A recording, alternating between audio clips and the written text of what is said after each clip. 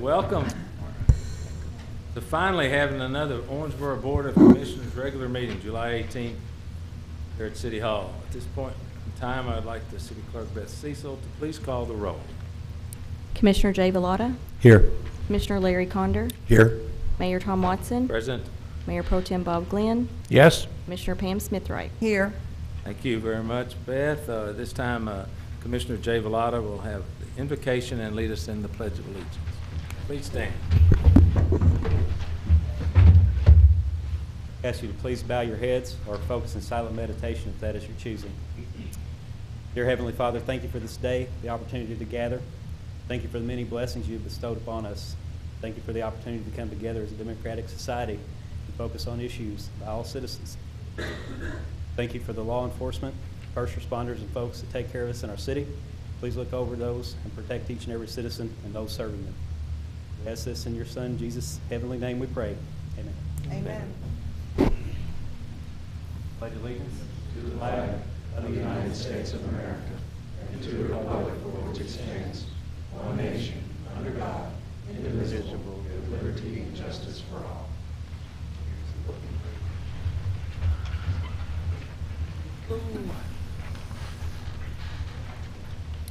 Thank you, Jay. Next item on the agenda is considered approval of minutes dated June the 12th. I'll make a motion. Could I have a second, please? Second. Any comments from the commission? Hearing none, all in favor indicate by saying aye. Aye. All opposed, motion carries. Item 4B, consider these board appointments, please. Appoint Janice Tomlinson to a 3-year term expiring July the 18th, 2020 to the Civil Service Commission. Reappoint Larry Mayfield and Jatin Shaw to a 3-year term expiring June 21st, 2020. Reappoint Carrie Blackman, Robin Joshka, and Jeanette Ward to a 3-year term expiring June 4, 2020 to the Owensboro Sister Cities and Regions. Reappoint Tim Burks to a 3-year term expiring July the 1st, 2020. Reappoint Cecil Phillips to a 3-year term expiring February the 1st, 2020 to the Property Maintenance Code Enforcement Board. And reappoint Joyce Knowles to a 2-year term expiring September the 1st, 2019. I make a motion to approve. Second. Any comments? Hearing none, all in favor indicate by saying aye. Aye. Aye. All opposed? Motion carries. We have no second readings on ordinance. At this time, we'll start with item 6, first reading of an ordinance. Mr. Lynn. Thank you, Mayor, Commissioners. Ordinance 16-2017, an ordinance abandoning and closing a portion of an alley between West 7th Street and CS6 Railroad and between 1314 West 7th Street and 1318 West 7th Street in the city of Owensboro, Kentucky, at the request of Francisco Meza Casa de Dios Corporation, introduced and publicly read on first reading this 18th day of July 2017. Parrish. Thank you, Mayor. Casa de Dios is a church group that operates from this location. They request closure of what we call a paper or grass alley that is beside it and its next door neighbor. It's on the edge of the property. This is just behind the Public Works facility, and they're on 7th Street. The alley is 102 feet long, 10 feet wide, and the staff recommends closure because the adjoining property owners have also agreed to that. There's no maintenance concerns with the city, no use of the future alley, and no liability by the city. Thank you, sir. Any comments from the commission? Any public comments? Thank you. Item number 6B, sir.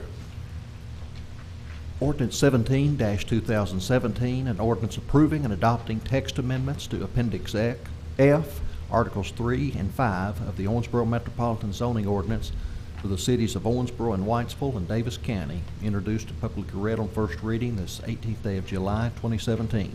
Mr. Parrish. Mayor, if you would recognize Brian Howard from OMPC, he can summarize this, I think. I do recognize him. Hi, Brian. Please state your name and address for the record, please. Sure. Brian Howard, 2630 Hillbrook Parkway. I'm the director of the Planning and Zoning Office. This text amendment comes before you as a package, Articles 3 and 5 of the zoning ordinance. They're necessary because there was a lawsuit that took place, and part of the judgment was that this section of the ordinance needed to be amended.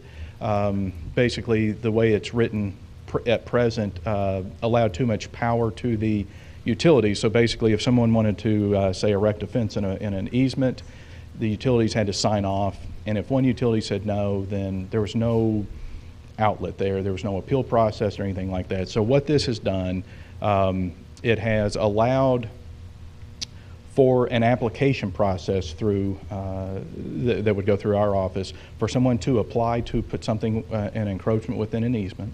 The utilities would have the right to review that, sign off on that. Then our zoning administrator would either approve or deny that request. And here's the new part. If the zoning administrator approves or denies that request, that can be appealed to the Owensboro Metropolitan Board of Adjustment. And then they would have the right to review that and take action. And if whoever doesn't agree with that part of the process, they could appeal that to court. And so there's an appeal process with these amendments to the zoning ordinance that would allow, appeal ultimately in the court process, that if someone is aggrieved or doesn't agree, that there's an outlet for them to pursue. So that's why these come before you for those changes. That's the real overview, the high-level overview. I'll be glad to answer any questions that you all may have pertaining to that. Any comments from the commission? I just have one thing. This has never come up before, that all of a sudden you have to make a change?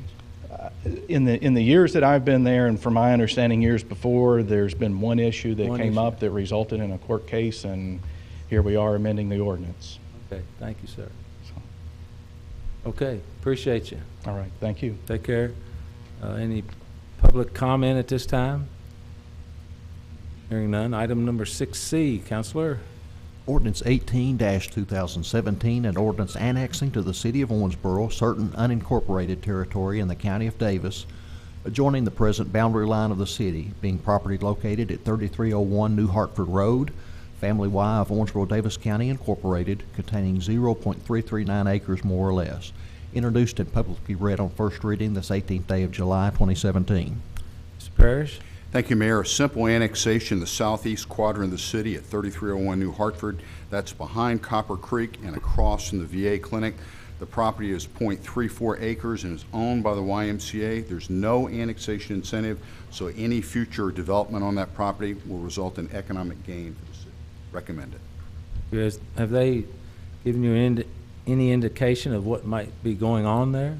No, Mayor. We called and spoke to them yesterday. It's a likely consolidation, but we're not sure if it's for the YMCA or if it's for private development. Thank you.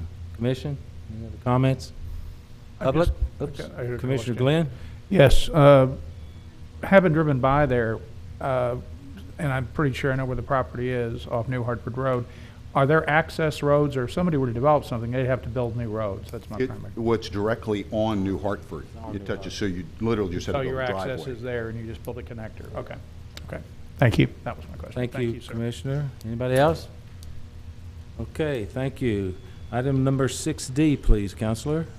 Ordinance number 19-2017, a supplemental ordinance providing for the authorization and issuance of electric light and power system revenue bonds in one or more series in the aggregate principal amount of not to exceed $59 million of the city of Owensboro, Kentucky, for the purpose of paying a portion of the cost of acquisition and construction of extensions and improvements to the municipal electric light and power system of said city, and for the purpose of refunding certain outstanding revenue bonds of said city, authorizing the sale of said bonds to the purchaser thereof identified herein, provided for the security and payment of said bonds and interest thereon from the available incomes and revenues of the municipal electric light and power system of said city, and providing for certain other matters in connection therewith.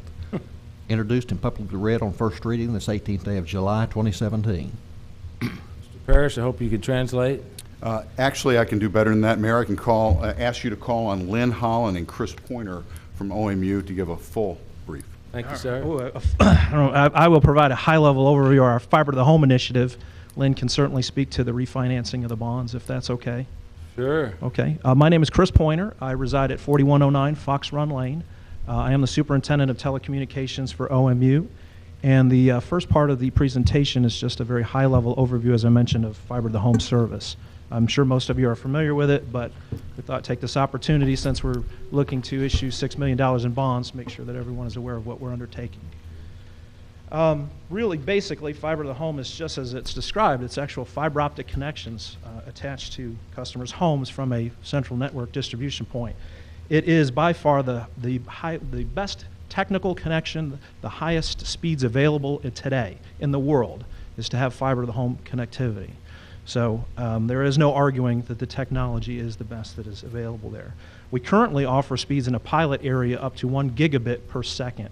That is the fastest internet speed available to residences in the greater Owensboro area, and in fact, great portions of western Kentucky. And this optical distribution network that we plan to install is highly scalable and can currently meet what we call NG-PON 2 standards, which goes up to 40 gigabits per second of internet. And that's probably more technical talk than you want to hear about. Yeah, you can keep going on if you want to. OMU's been in the fiber business since the 1990s. It was originally built to support our operations, so it's nothing new to us. And the telecommunications division currently generates $1.5 million in revenue for OMU. In response, really how we got into this, in response to customers seeking alternative providers and then looking for OMU to kind of get back into that business, we undertook a pilot, as I just mentioned. It was in the Town and Country subdivision, which I will share a map with you in a moment. There's the basics of the business plan here. It's, as our Utility Commission has already approved, reviewed it, and approved it. We basically are hoping to gather about 20% of the potential customers in the area, so we're not talking about dominating the market in any way, simply providing an alternative for customers. The business plan is highly supportive, cash flow positive in potentially 3 years, with a minimum capture rate of 14%. So we believe that that's very conservative as far as the overall business plan goes. Specifics about the service itself: we offer today a 50 by 50 megabit per second package, 100 megabit by 100 megabit package, a 1 gigabit by 1 gigabit package, as I mentioned, for $99. The others are $49.99, $69.99, and then $99.99, with a very affordable installation charge of $49.99. It also includes unlimited data. There are no set data rates on there. And it includes Wi-Fi access in your home. So that all comes included with the service. Mayor, could we ask some questions as we go along the presentation, please? That'd be okay with you, Please Chris? do, yeah. Yeah. Could you? Commissioner Condor. Back one? Yeah, thank you. The rates that you're quoting here, 50 up, 50 down, 100 up, 100 down, Yes.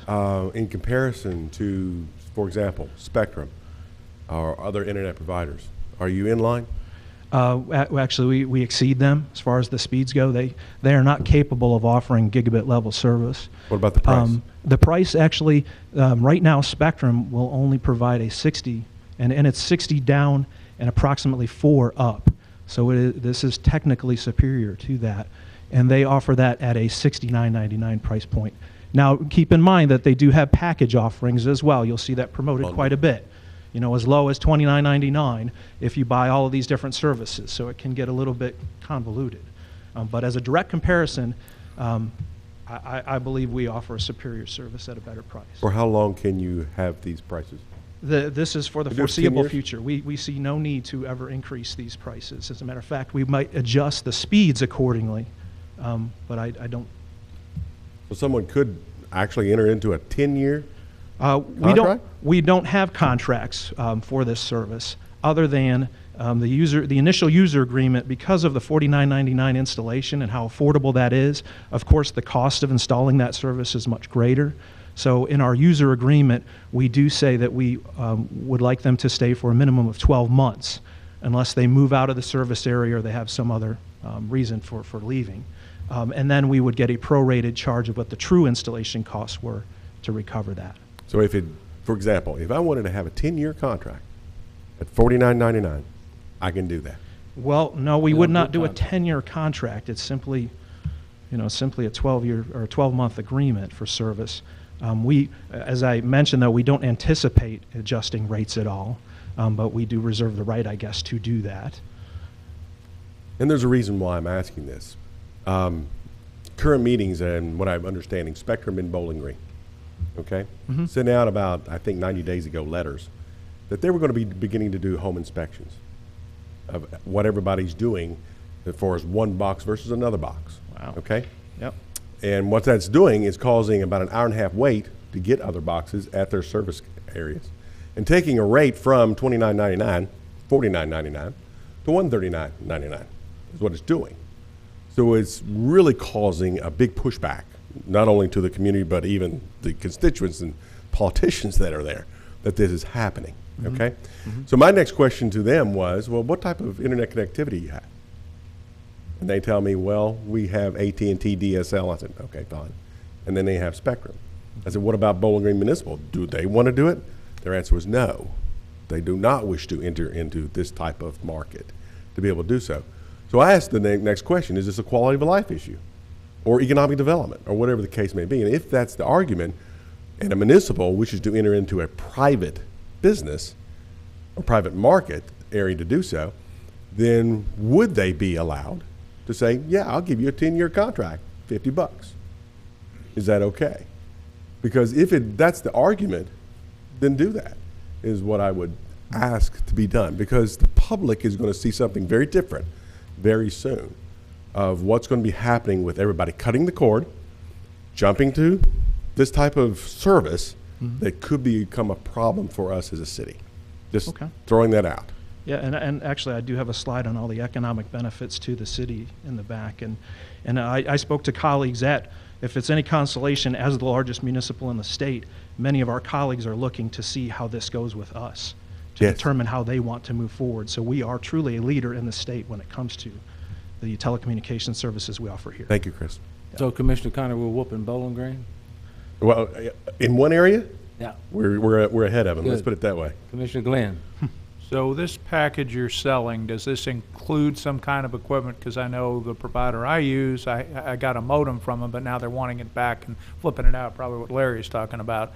But that's the question. Are there any equipment purchases, or they're just on their own with their modems and all that? There are not additional equipment purchases. The image that's on the screen there is something we call an optical network terminal. That is included with the service, no additional costs, and that has built into it an 802.11ac Wi-Fi access point that provides two separate wireless networks free of charge, one at the 5 gigahertz range and one at the 2.4 gigahertz range, So all included. Does this mean, like, if I've got 5 computers in my home, I can network them all to this one device? Absolutely. Or do I have to buy multiple devices? No. Okay. And actually, the little technical caveat to that is, depending upon the size of your home, the material that it's been constructed out of, that Wi-Fi access point can only propagate so far. That is something that's actually up for consideration at our next Utility Commission meeting, is the offering of home networking, which will offer additional devices to take it further through the home if that is indeed necessary.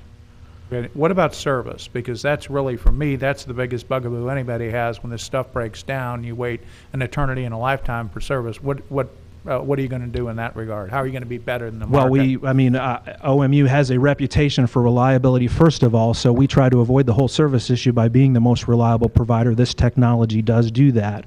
However, as far as service goes, again, we have an excellent reputation. We are here local in the community. Many customers have my direct line. If they ever have any issues, we dispatch people as quickly as possible. If it is later in the evening, it may be the next day for service. But certainly there is no one should be waiting more than a day, to get something resolved. Okay, last question. You mentioned bundling, and that's one way they reduce the cost of a lot of the providers. Is there a way legally, probably isn't as a utility, but I'm throwing this out, is there a way to bundle? If I'm a water customer and I'm an electric customer, and I want to also use your service, why couldn't I get some kind of package deduction? And/or is that something that's even legally feasible, or have we discussed that? I'm not aware of the details of that. Having some insight into how those rates are established, I don't believe we would ever consider doing some sort of break for all of that, because they are so separate, and really the telecom division is separate. We treat it as a separate entity of OMU altogether. Okay. Well, I was just hoping for reduction, Yeah. So, thank you. And we don't plan on offering, by the way, because of there's so many of these over-the-top devices like Roku boxes, Apple TVs, things like that. We really see that the future is in over-the-top devices. So we are simply looking to provide the most reliable, fastest internet connection for the city of Owensboro. So speed's the big selling point. Speed and reliability, absolutely. And no commissioner discount, right? No, Okay. not at All this right. time. Anybody else? Yes, Commissioners Pam Smith Wright. Will you have the capabilities of going outside of Owensboro? That is something that we have discussed conceptually, and right now there's differences of opinion on that. But right now we're focused strictly on our electrical. Where we provide electrical services within the city of Owensboro, we want to complete that before we start looking at other opportunities. As you can see in front of you, there's a deployment map here. We've sort of segmented the city. It's very important for you to know our intention is to go citywide and make this available to every resident in the city of Owensboro. We will start off with this first bond issuance. That will allow us to expand what we call the NOC segment, which is there at the bottom of your screen. The area that's kind of exploded that says fiscal year 16 pilot in green, that was our first pilot. That was the Town and Country subdivision that we undertook providing services to. Based upon how successful that was, very recently we've expanded across Tamarack Road to that red bordered area where it says FY17. And then this fiscal year, what we're going to do is build out the rest of that segment that will provide service, the ability to be connected for over 4,700 residences there. And then the other portion of the bonds that we are requesting, or that we're moving forward with, I hope, is to expand services to the sub-E segment in fiscal year 19. So we'll be working our way that way. And then if all of that goes well, then we'll be back to talk a little bit more about financing the additional build-out. But it's important to note that with those two segments, that's about a third of the dwellings within the city of Owensboro. So that's a pretty significant step, I believe. And then finally, we talked about some of the benefits here. You certainly can talk to my colleagues at the EDC or the Chamber of Commerce, but it is absolutely proven that having a fiber optic infrastructure such as this attracts people to the community. It certainly attracts businesses. Having alternate service providers does create more efficient markets, better pricing, more reliability for customers. And then just the fact that reliable internet service is just essential for things like smart grid technologies, smart home innovations, access to educational resources. You know, we're all very sensitive to that. And then, of course, opportunities to work reliably from home remotely. And that is all I have regarding fiber to the home. Are there any other questions? Commissioner Smith Wright. Yes, ma'am. I'm not a techie, but like if I subscribe to this, so does that mean I have to change all my passwords and all that stuff? It depends on which passwords you're talking about. The only thing you really would need to change is if we come in and install it, say we replace an existing internet service in your home, there is a Wi-Fi network, the wireless network locally. We can either set that up with the same password you have now or change it to a new one. That is really all that would change. Oh, okay. What'd you say, Jim? Bob? Jay had one. Okay, thank you. Hi, Tom. Commissioner Velada. Thank you. Chris, are you using the existing infrastructure, the fiber loop, or are you guys building in a whole new infrastructure for your fiber? Actually, that's an excellent question. Currently, well, we are building a whole new infrastructure. We do have 96 count rings around the city that have been out there for some time, working very reliably. However, given that I've discussed with you that the future we see is in fiber optics, we are putting in larger count cables and really replacing, supplementing the existing infrastructure. So yes, as we move forward, this will all be new infrastructure, and we will task that older infrastructure with more operational. All underground? No, we currently are following whichever way we have power. So if power is aerial, we stick with aerial. If it's underground, then we go ahead and put it in underground. Is this part of the smart meter process that you guys are working on, or are those RF meters? Well, it's sort of a separate. I mean, the smart meters do leverage the fiber optic network using gateways to bring back that data, but this is not. It's a separate initiative altogether. Mesh, but the fiber just carries it back to the home. Correct. Okay, perfect. All right, thank you. Thank you. Chris, did I hear you say this has been going on since the 1990s? We have offered fiber optic services to businesses in Owensboro since the mid-'90s, yes, So sir. do you have a count of how many businesses, just off the top of your head? We do. I mean, as far as, we have businesses that have multiple circuits, but I can tell you that we're roughly 260 circuits, commercial circuits. We also offer voice services over this infrastructure as well, so we have businesses that have toll-free, business line, hosted PBX, all kinds of services over it now. Okay, to piggyback on what Commissioner Smith-Wright said, so you're going to be corralled basically like OMU Electric then. You can't go past the boundaries of OMU. You'll be, as of right now, you'll be kind of serving the same customers, and you really can't extend past that boundary now? I'm going to, on advice of counsel, defer to Someone someone. of those NDA things or something? Yeah.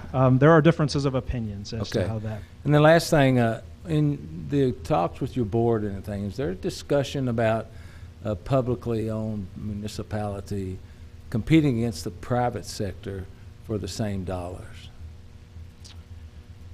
I cannot say we've had. Even in, you've not had any discussions about that? I can't say that it hasn't been debated. Not that these cats don't need a little competition, but, as a private sector guy, I just was curious if those discussions had come up that, this is being provided by the private sector and now a publicly owned municipality. I mean, I am certain that, knowing our utility commissioners, they've had some discussions with our general manager. And I'm not trying to put you on the spot. No, we've had some limited, I just cannot say that I recall, I don't recall at this time any significant aversion to moving forward with this because of that situation. Thank you. Appreciate it. Do we have numbers, Ms. Holland? Is that right? Thank you, sir. If I could, Mayor, just one last question for Chris. Yeah, Please? go ahead. All right.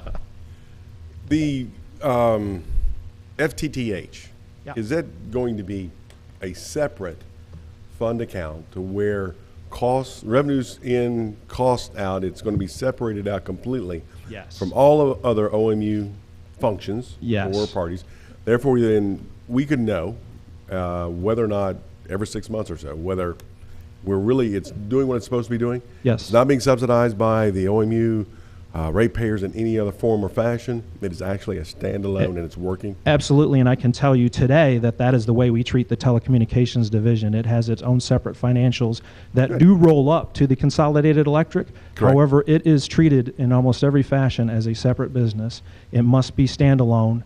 There is no subsidization in any way, and that would not be tolerated. I can say that with confidence, that should this not be able to be self-sustaining, we would not pursue it.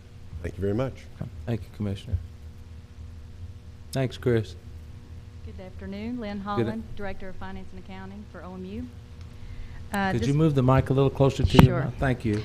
We have a straightforward refunding for the 2010 C-Series bonds of $8.9 million and the 2013 B-Series, that's approximately $45.1 million in total. We'd like to refund these for a savings, a cash flow savings of $2.9 million, and then the net present value of that savings is approximately $2.7 million. Of course, that will depend on the actual pricing date in the middle of August, what we actually sell those for. The bond issuance costs are approximately $400,000. And then on the next slide, oh, I didn't even have that one up. The next slide, this shows our current existing debt service in the top graph. We have fairly level payments out through the end of the maturity of the bonds in 2027. The new proposed structure is in the second graph down below. We've added the $6 million of fiber to the home bonds, and we've also got the savings in fiscal years 20, 21, and 22 to restructure those as our costs increase and our capacity revenues decrease, to get us through those troubled years before the units actually shut down in 2023. Let's see. I guess that's all I have to say about the refunding. Is there any questions on the financing? Commissioner Condon. Lenny, if you could, please, you had, there were two options presented to the Utilities Commission. That's right.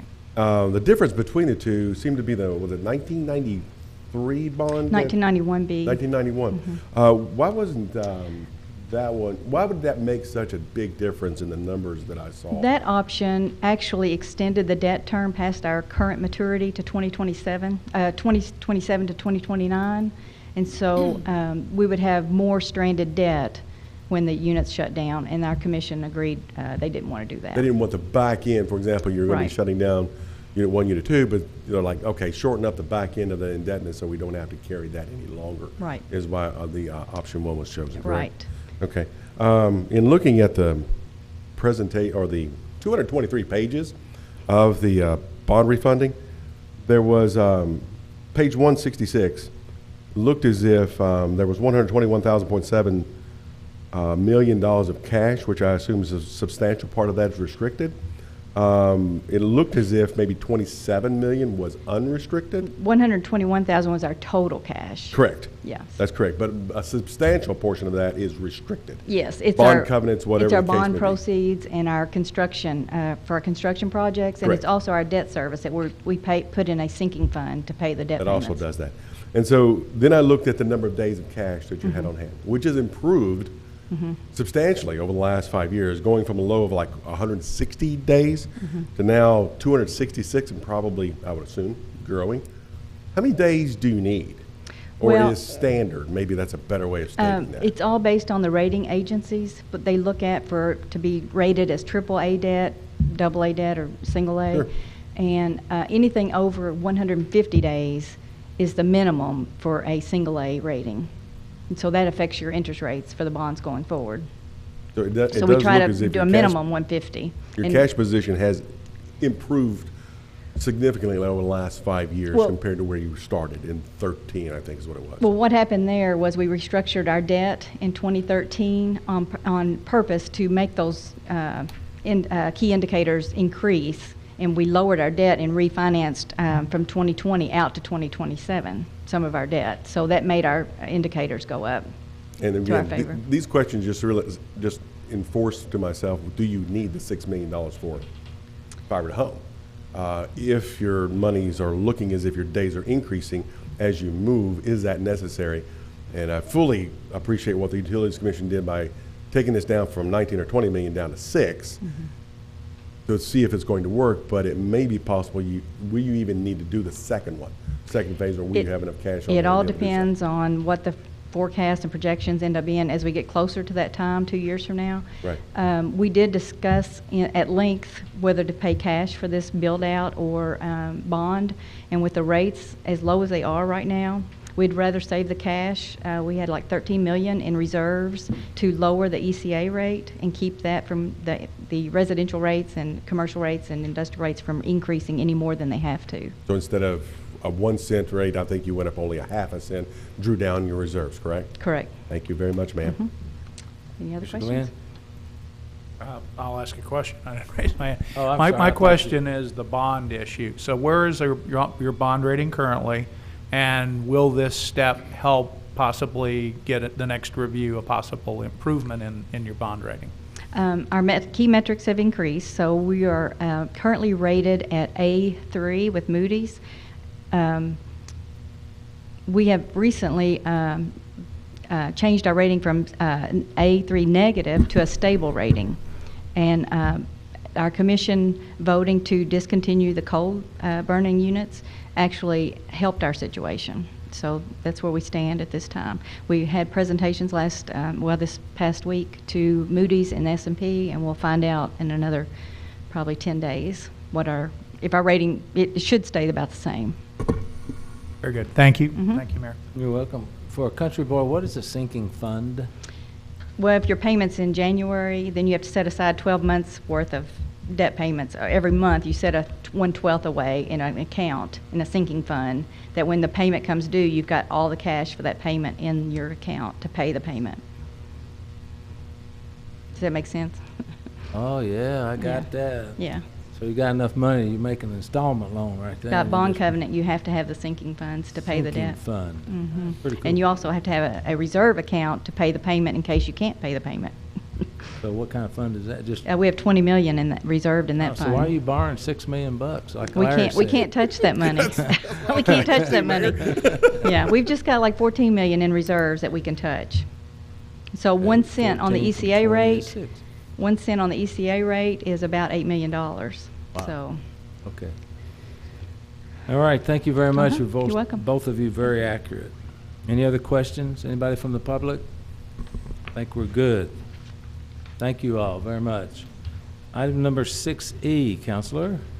Ordinance 20-2017, an ordinance authorizing the reimbursement of 1% of all new occupational license fees due and payable to the city of Owensboro, Kentucky by ordinance from the salaries, wages, and other compensation to be paid to new employees of Hollison LLC up to the maximum city rebate of $17,500 per year or the state incentive cap of $700,000 is reached, provided said corporation meets the criteria set forth in its application for incentives under the Kentucky Business Investment Program, introduced and publicly read on first reading this 18th day of July, 2017.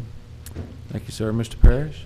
Thank you, Mayor. As you know, as briefed by the EDC at the work session, the city is partnering with the Commonwealth on a Kentucky business incentive for Hollison to make an expansion. They'll build a $2.9 million building out the air park with the addition of 34 new jobs to our community. The city's partnership cost is up to $17,500 a year for a 10-year period for those 34 new jobs. I should point out those are new revenues that come in. We're not taking funds out of our general fund. Those are new revenues created, and we spend $17,500 a year. Economic Development Director Helen Mountjoy and Joe Berry are here should you have additional questions. Okay. Commission, any questions? Well, I did have one. The jobs in terms of salaries, I Mr. guess. Glenn, your turn. Yeah, thank you, sir. What's the average salary for the 34 new jobs, or do we even know that? We do know that. I'm Joe Berry with the Economic Development Corporation. My address is 1415 Walnut Street. The 34 new jobs are salary range, and this includes with benefits in the range between $31 and $38 an hour. Thank you. Appreciate it. Thank you, Commissioner. Anybody else? Can we get about 300 more of those? Okay, any other? All right, thank you very much. Item number 7A, municipal orders. Counselor? Municipal Order 21-2017, a municipal order declaring the property located at 431 Walnut Street as surplus property and further authorizing the mayor to execute deed transferring the property for purposes of economic development. Introduced and publicly read for approval this 18th day of July, 2017. Okay, I'll make a motion to approve. Second. Mr. Parrish? Yes, Mayor, this property is just south of the Convention Center on Walnut Street. It was obtained by the city several years ago to round the corner on 5th and Walnut so that large trucks on that truck route can make the turn north on Walnut to get to the Convention Center. Since we have rounded that corner, the city has no further use for that property. It didn't have a house on it when we purchased it. The Patino shelter, however, does have use for it to develop transitional housing. The staff recommends declaring this as surplus property. We have no desires to use that lot in the future, and transferring it to the Patino shelter for constructing temporary housing. Thank you, sir. Comments from the commission? But just to, may I Commissioner ask- Glenn? Yeah, so this is part of the Nikki Hayden project, the Nikki Hayden Manor project, as I understand it, correct? That's their transitional housing, Don't know. I'm Project. looking at Abby Shelton. I don't know. is that right? I know they Sorry, Abby. intend to build transitional housing structures there, but I don't know the 10 to 12 background. apartments, yeah, I just want to make sure it's the same project, I think it No, is. I don't believe so. I don't think it is. Okay. Abby Shelton, Community Development Director. Sir, I don't know if it's part of, I don't know what the name of the project is. All I know is I've received a sketch of what the transitional housing will be utilizing the properties adjacent to the Patino shelter, including 8 one-bedroom units and 4 family units, and that's all I'm aware of at this point. So it may be that name, but I don't know if it's the same project. And these are apartments or houses? These are transitional units. Okay. I mean, it's a great idea, I don't have any problem with that, Right. it's trying to Yeah, coalesce I that it's the apologize. same. I was Is there not other given issues? the formal name of it, if there is a formal name. Okay. Thank you, Yes. and thank you, Mayor. You're welcome. As my lovely wife served on that board for a long time, there's been a lot of regulations that have changed over the years, and to stay in the homeless shelter for a long period of time is not what they're trying to accomplish. And what the Patino shelter is trying to do is get the folks out of the shelter and into some kind of transitional housing so that they in turn can begin taking care of themselves and then move forward with job opportunities and things such as that. They've already built 4 or 5 houses behind the shelter, and this is going to further the opportunity for those homeless folks to have an opportunity to move into transitional housing, and therefore your funding back to the homeless shelter continues. So that's the whole thought process behind it, as I understand it. Okay, does the public have any comment? Hearing none, we have a motion and a second. All in favor indicate by saying aye. Aye. All opposed? Motion carries. Thank you very much. Item number 7B, Counselor. Municipal Order 22-2017, a municipal order identifying and approving Owensboro Area Affordable Housing Solutions Incorporated as a community housing development organization to provide housing services within the municipal boundaries of Owensboro, Kentucky. Introduced and publicly read for approval this 18th day of July, 2017. Thank you, sir. I'll make a motion to approve. Second. Mr. Parrish. Yes, Mayor, as you and the Commission know, we receive a large amount of federal money each year for low-income housing. Part of that, though, by federal regulation, requires to be set aside for a CHODO, or Community Development Housing Organization. We're not allowed to spend it as a city. We have to contract or use an agent that is a CHODO organization to spend it. They can use those funds to acquire, rehab, or purchase low-income housing. Now, what we plan to do is form a new CHODO by drawing from boards of other low-income housing agencies in the city, and we must use our remaining 24,803 funds in that account by the end of this month. Not use them, but dedicate those funds by the end of this month. The CHODO will actually return to the City Commission and brief them on what their plans are for spending before they actually contract that money. It's enough that we can just dedicate that money to a CHODO now. Thank you, sir. Any discussion from the commission? Anybody from the public? Hearing none. All in favor indicate by saying aye. Aye. All opposed? Motion carries. Item number 7B, Counselor. Oops, maybe 7C, maybe. Yeah, 7C. Municipal Order 23-2017, a municipal order authorizing the mayor to execute a memorandum of agreement with the Davis County Senior Services Monday Activity Center for the use of the Monday Activity Center and authorizing automatic annual renewal of the agreement. Introduced and publicly read for approval this 18th day of July, 2017. I'll make a motion to approve. Mr. Parrish. Yes, sir. We have a memorandum of agreement with the Monday Activity Center now that is expiring. This is a renewal of that agreement. The term is for 12 months with an automatic renewal 4 times, making this up to a 5-year memorandum of agreement. There's no actual change to the current agreement. We provide the building and they operate within it. The agreement itself outlines the maintenance responsibilities of each party. We recommend its approval. Any discussion from the commission? Public? Hearing none, all in favor indicate by saying aye. Aye. All opposed? Motion carries. Item number 8, Mr. City Manager, sir. Yes, Mayor, I ask that you recognize the Finance Director, Ms. Hamrick, for the financial report. Hi, Ms. Hamrick. You're recognized. Hi, Mayor. Aye. I'm going to brief the May report, and I'll address April by exception if anyone has any questions. So the financial report for the month ended May 31st, 2017. The general fund revenues through May of $44,775,389 were $1,265,761 over budget. This is primarily due to occupational withholding tax and property tax collections. Our general fund expenditures of $41,505,434 were $1,872,492 under budget, primarily due to timing and maintenance and supplies. Our sanitation revenues of $6,937,263 were $175,838 over budget, primarily due to dumpster services and sale of capital assets. Sanitation expenditures of $5,296,275 were $529,588 under budget, primarily due to tipping fee cost and timing of capital outlay. Expenditures in our transit fund and recreational fund were under budget. And I would like to follow up comment. We're looking good on revenues through May, and under budget on expenditures. But I would caution everyone to not extrapolate that into the year end. June is a busy month.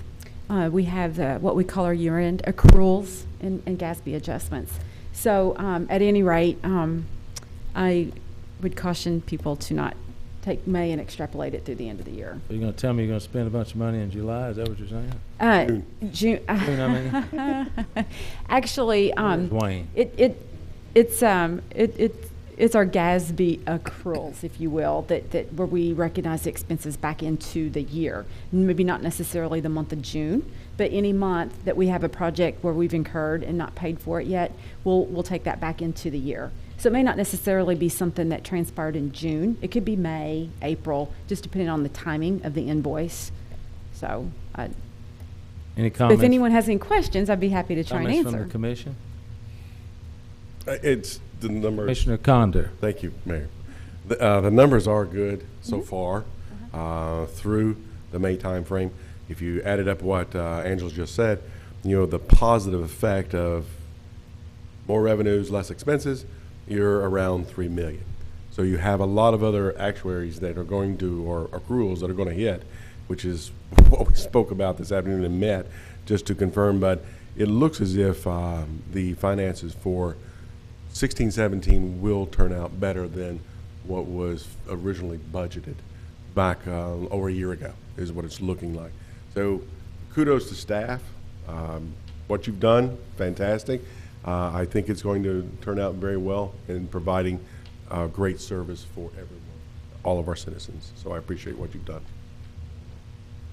Any other comments? Any comments from the public? Hearing none, I will make a motion to file for audit. Motion. Second. All in favor indicate by saying aye. Aye. All opposed, motion carries. Item number 8B, Mr. Parrish. Thank you, Mayor. I'm asking the Commission consider the following personnel appointments tonight. Joshua Bachmeyer, regular full-time, non-civil service appointment, Human Resources Manager, effective July 5th. Jake Willis, probationary full-time, non-civil service, promotional appointment, Recreation Specialist, effective July 24th. Jessica Pierce, regular full-time, non-civil service appointment, telecommunicator, effective July 24th. And Gordon Black, regular full-time, non-civil service appointment, police major, effective July 25th. Thank you, sir. I'll make a motion to approve. Second. Any comments from the commission? Who's this Joshua guy? Mr. Condor. Thank you, Mayor. Who's this Josh? Oh, there he is, Joshua. Looks in his tie and everything. He looks good back there. Thank you, Mayor. Any other comments? Any from the public? Hearing none, all in favor indicate by saying aye. Aye. All opposed, motion carries. Item 6C, City Manager. Nothing further, Mayor. Thank you. Thank you. Item number 9 is communication from elected officials. Commissioner Verlotta. Just looking forward to this upcoming Friday with a big turnout downtown. Friday After 5 is going to put on one of their largest outdoor concerts of the season with Low Cash performing. So a little bit different venue with the venue being closer to the convention center and on the grass area down by McConnell Plaza. So I look forward to everybody coming down and enjoying that. Commissioner Pam Smith-Wright. Oh, thank you, Mayor. You're welcome. The only thing I have is that just wanted to say that on the cover of Kentucky City magazine is the park, is Owensboro's Smothers Park. And I just thought when I got that in the mail, I went, I know that park. It's pretty interesting that we're still being put on magazines across the state. So that's it. That's it. Commissioner Glenn. Of course, two things, just briefly. Of course, today we celebrated the street soccer, the opening of the street soccer facility, and I think that's just a great partnership between city government and a motivated group of young people who wanted that facility at Legion Park. So that's a positive. Of course, I was gone for our last meeting, but I want to extend Dobry Den greetings from our sister city in Olomouc. Got to meet with the mayor, vice mayor, and several officials there and learn more about our relationship with them, which is a good one. If you ever get a chance to go to the Czech Republic, I know many of you have been, please do so. It's a wonderful country with wonderful people, and we had a great trip. So, Okay, Commissioner Condor. Thank you, Mayor. You're welcome. First thing, just to make a point of thank you, is Mayor, yourself and Ed Ray going to Frankfurt to carry our flag, the city of Owensboro's flag especially, with the special sessions that are coming up, and how important it is that we have individuals such as yourself and Ed that can represent us in what may be changing down the road. It's very important that the public keep that in mind as to what's happening, because it is very important with pensions, tax reform, the whole bit, and I want to extend that thank you. Welcome. Thank you, sir. The other thing is an historic event happened this weekend that just to make note of for everyone to recognize. There was a young lady that participated in the Davis County beauty pageant. I think she's 20 years old, a sophomore at Western Kentucky University. Very, very elegant lady. Her name is Elegance Shimwell. What made it so historic was she was the first African American that was selected as Miss Davis County. The great thing is, hopefully, that just becomes the norm, that we don't care about what's the color of someone's skin, but what is in their heart, or their intelligence of their mind, or the goodness of their soul. So just to make sure that we as a city, being part of Davis County, recognize that a young lady is representing us. Hopefully she will represent us and our children very well. Thank you, Mayor. You're welcome. I have a few items here. A couple of weeks ago, Allison Ball, the Kentucky State Treasurer, came to Owensboro and just to kind of take a visit. She was, because as Commissioner Condor says, you know, in the fall they're going to be taking up the actually pension reform and tax reform. So it's going to be a interesting special session. And she brought to my attention, and as I took her to the Chamber of Commerce, an item called unclaimed property, where there's a lot of money left on the table. And the state treasurer administers the Kentucky Unclaimed Property Fund, and the fund contains assets of a total of $500 million. So, Steve, if you got a cousin that passed away, you might have an insurance policy in there for you. It's worthwhile to take a look at it. There's all kinds of links and websites, but I just recommend you go to the treasury.kentucky.gov unclaimed property pages and view it. It's kind of interesting that things that are left to the state that could be actually taken care of or received by some family members or that you didn't even know you had. Next item, I had the chance to attend the romp because we were in the process of getting Kevin Osula a Walk of Fame plaque or whatever you want to call it, and he was kind enough to email us, and he said, I can't even begin to explain what receiving the Walk of Fame plaque meant to him. To be Owensboro's 12th inductee, as I was about to perform, I saw so many dear friends and teachers and legitimately raised me to the man I am. It's special here in Owensboro, the Southern values, their emphasis on the arts, the kindness of their people, and the city's loving spirit that makes you feel so welcome and appreciated. That's what I learned here, and I plan to continue honoring it on that spirit and taking it everywhere I go. So that's a pretty big deal. He's a Grammy Award winner with Pentatonics.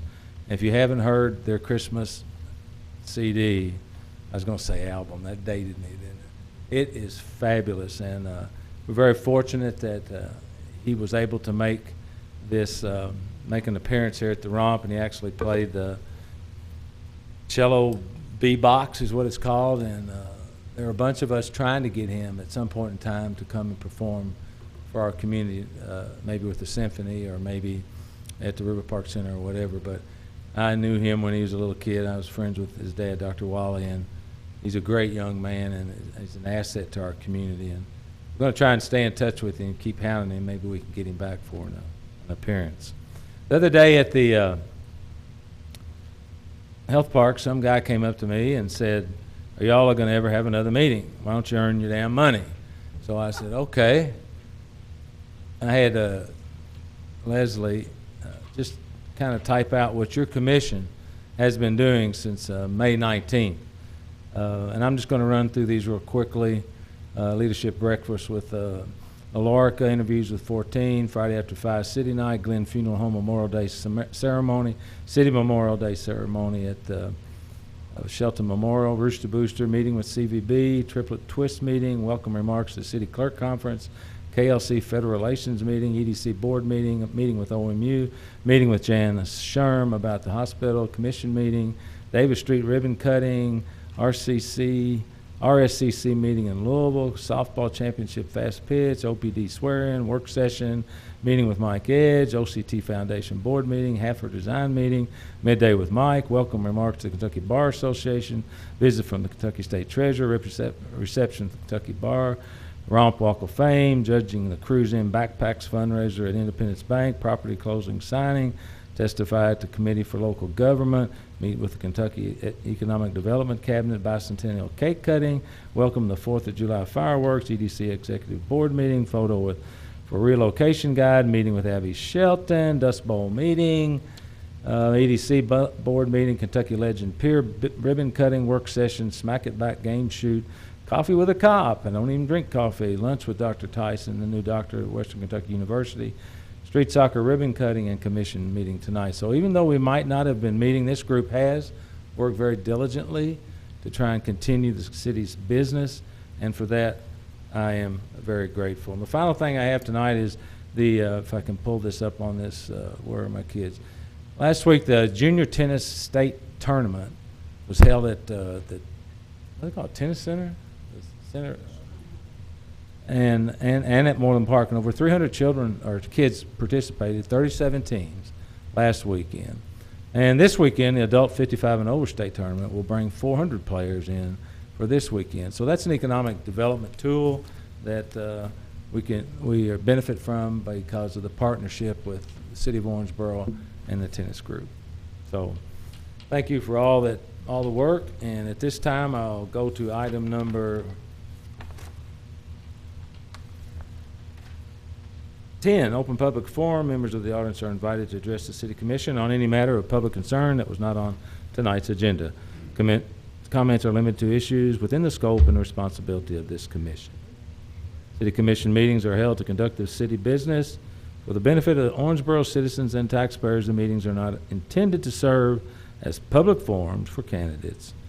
During the open public forum, any citizen of Owensboro may address a specific city-related issue not on the agenda, but candidates for political office may not participate. This time, anyone who wishes to address the City Commission, please make their way to the podium to be recognized. Speakers must state their name and address for the clerk's record and limit the remarks to 3 minutes or less. Since the item is not on the agenda, no response is required from city staff or the commission. And the mayor reserves the right to extend or stop the time of the speaker. Sir, please state your name. My name is Arnie Weiner. I'm at 2507 Hackberry Court. Welcome. Thank you.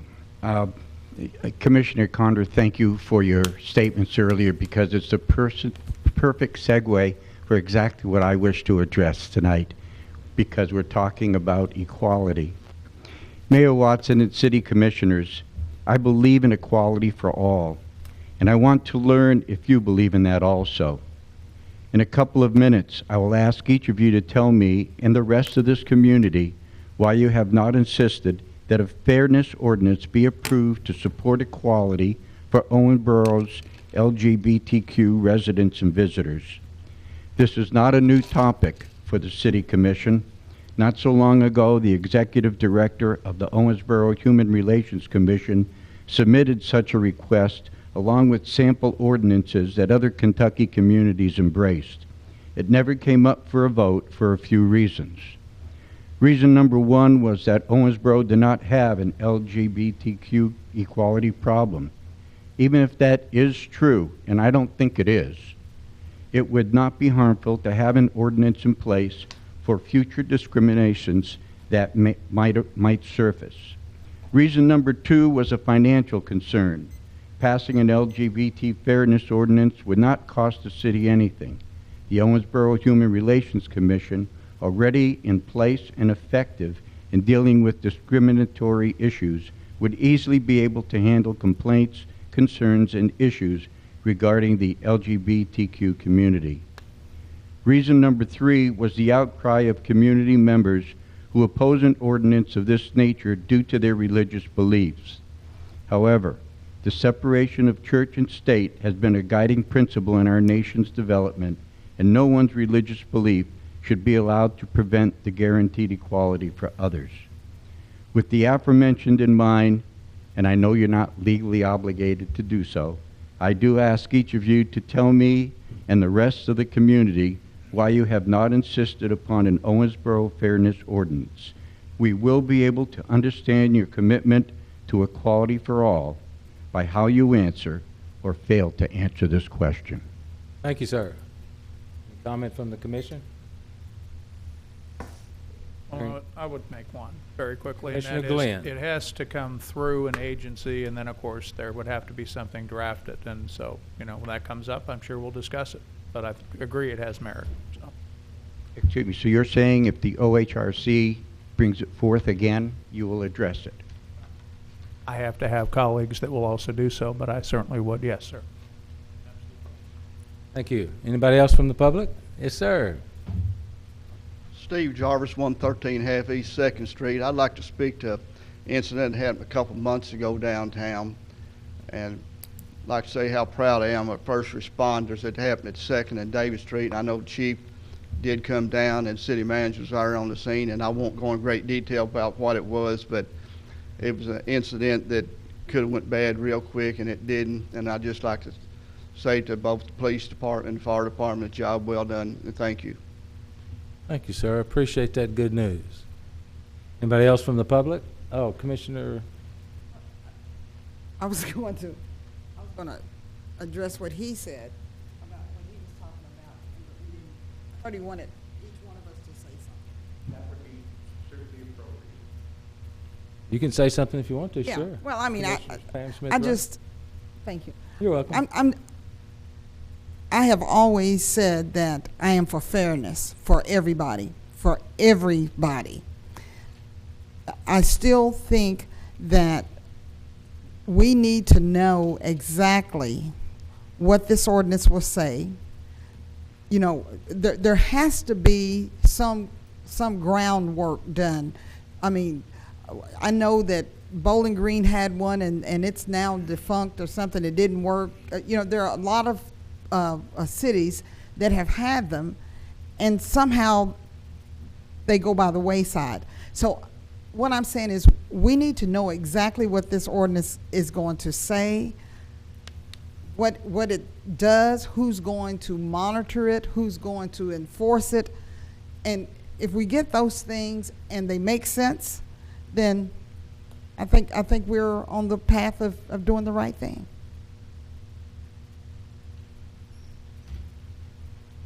I can appreciate that, and I can appreciate that I can certainly contact the Human Relations Commission again and forward this information to them. But doesn't it also, as commissioners, can't you bring up the topic and move it forward? Commissioner Smith, right? Okay, my thing is this. If I'm not of the LGBTQ community. Yeah, I'm not either, but I certainly support their cause. But what I'm saying to you is, I can't write an ordinance about a group that I don't understand where they're being discriminated against or how they're being discriminated against. I would have to have some kind of guidelines. Because I don't know. You know do you understand what I'm saying? I think so.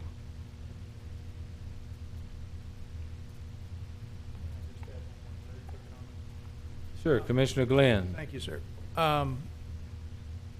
My belief is other cities, Vigo, Kentucky is this tiny town in eastern Kentucky, and they passed this. I don't believe our community is going to be any worse for giving every individual equitable rights. And if the Human Relations Commission and your purvey, we had the template before, wants to discuss this again, bring it forward. I will say I deal with college students all the time. Yes, these people are discriminated against. They're rejected for jobs. They're treated as second-class citizens. There's no doubt. Now, do we need data to prove that on a national level? I don't think so. So, you know, if you want to have that discussion, I'm sure we can arrange it. Okay, thank you. Anybody else? Okay. I will make a motion to adjourn. Anybody in favor of that? Second. All in favor indicate by saying aye. Aye. Aye. Adjourn.